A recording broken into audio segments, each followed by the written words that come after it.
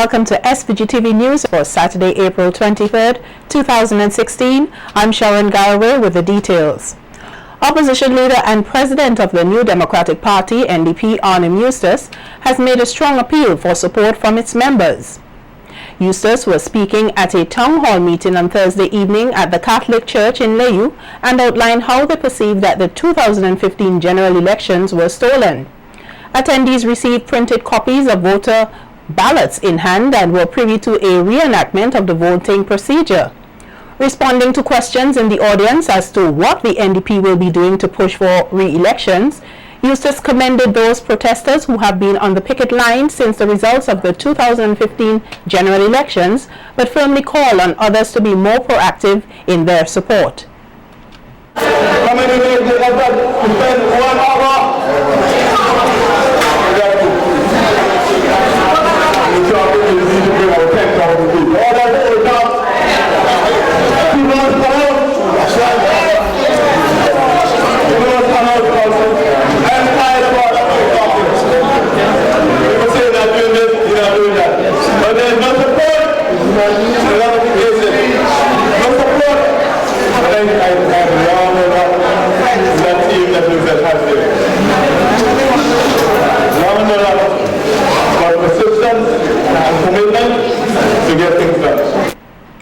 Vice President of the NDP, St. Clair Leacock, raved up the crowd as he appealed for more support in the fight for democracy. He, however, expressed his disappointment in not being able to do more for his constituents. That I can't even throw a bucket of cement in it because I might be arrested for interfering with government property. And people ask, where is the representative? There's nothing but nothing. I looked at 6-year-old children this evening in Shaw's before I left there. Kenny was there with 2 paint pans and 2-gallon bottles of water, still drinking water from the bath, which they told me over 2 years will not be repaired. I'm helpless and hapless as a representative to do anything about that. So the governance structure should be looked at. But the bigger picture is what you must look at is what is happening in Vincent and the Grenadines. Ralph, who is in England now, telling the world how to diversify development, can't develop what he has in front of him. His son is now the Minister of Economic Development, and he is in France, and telling us to France with you. At the town hall meeting at Layu, there were brief presentations by panelists such as Bert Francois, who addressed the matter of sports, Lennox Lampkin, who tackled agriculture, and Margaret London, who spoke on the issue of health care. The NDP's candidate for Central Leeward in the 2015 general elections, Benjamin Exeter, also expressed hope to do more for the people of the constituency. In the fishing industry here in Central Leeward, introducing trawlers. And also, my pet peeve is to help the children, help our children to get a better education. Yes. Because we have the way of making sure the cost goes down with my idea with the tablets. You have to really go into, let us say, like dialysis, because you know you have lost your own DJ Pepe and Alicia Wickham. At a young tender age, you lost Alicia. She was only 16. She was only 16 years of age when you lost her. Barreline, you lost one as well. I think his name was Mr. Primus. Just imagine your community fields, like the Layu playing field, the hard court, being owned and managed by the people of Central Leeward. Just imagine a Saturday night or Sunday night, you have Cowley Village, if they still have that, and Teacher Road playing a game on a lighted playing field at the Layu playing field. Into the hills. They take with them Gramazone, touchdown Roundup, and chemical fertilizers. And as you chase them further and further, they go beyond the watershed, beyond the water catchments. What do you think that's going to happen? What's going to happen? Eventually, you are drinking water by the grace of God, because you don't know how much chemical is leaching into your water. Are we testing for it? 27 persons received certificates of participation after they successfully completed a one-week program on Friday, April 22, 2016 at the Indian Bay. The training program, which was hosted by the National Parks, Rivers and Beaches Authority in collaboration with the Serenity Dive and the Fisheries Division, was geared towards sensitizing and educating the participants on the importance of coastal and marine resources, as well as to promote conservation practices.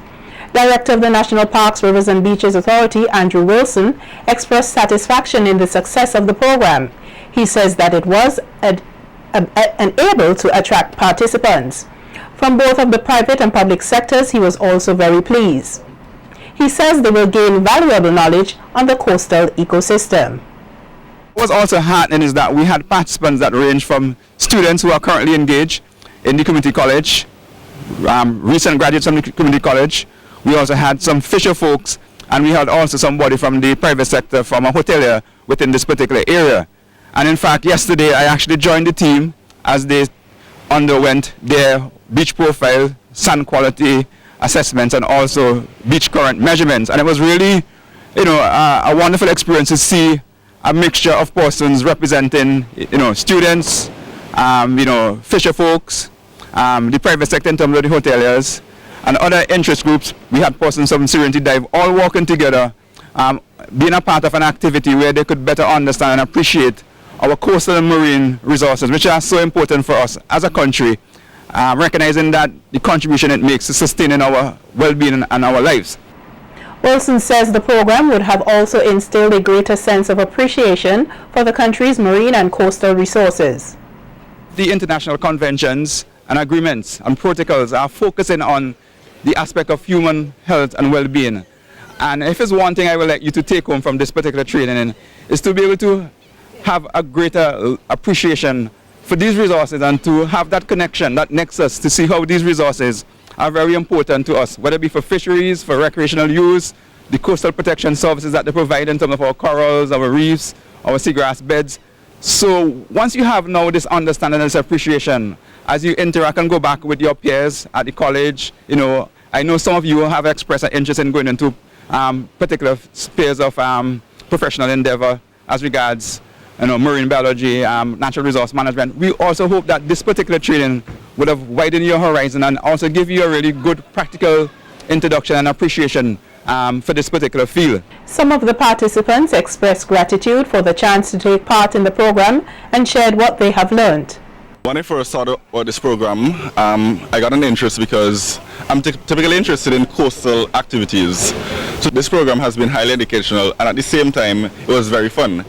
And I wish that a lot more persons could have been here to be educated about the benefits of the coastal ecosystem, because the truth is, each of us in some way or the other depend on the coastal ecosystem in our daily activities in our lives. I'd love to say that this program has really helped me in developing my geographical skills, and because I have a love for the environment, and this was an extra bonus for me, and it was a very educational and fun activity. We had a lot of fun while we learned so much, and it really expanded my love and my passion and my desire for the environment. This 1 week training program has allowed me to appreciate my environment more, especially the coastal region.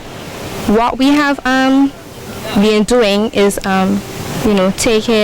testing the water in terms of turbidity, temperature, pHs, and learning how we could improve our behavior towards the environment.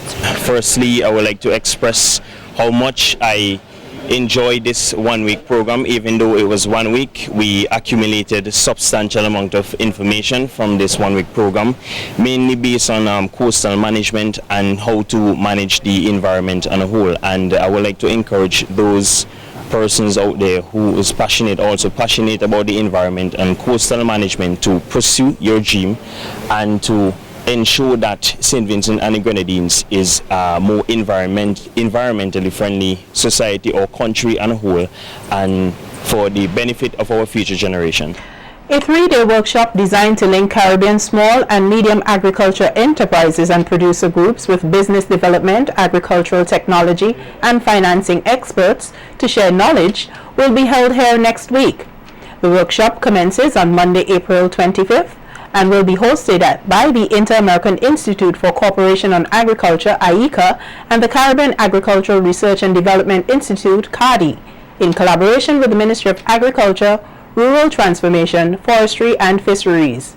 The technical coordinator of the CARDI component, Robert Reed, an agribusiness and commercialization specialist with IICA, says it is necessary to have leaders strengthened with knowledge so that they can return to their respective countries and groups and provide the members with the same training. Funding for the workshop is being provided under the 10th European Development Fund Intra-ACP Agricultural Policy Program Project.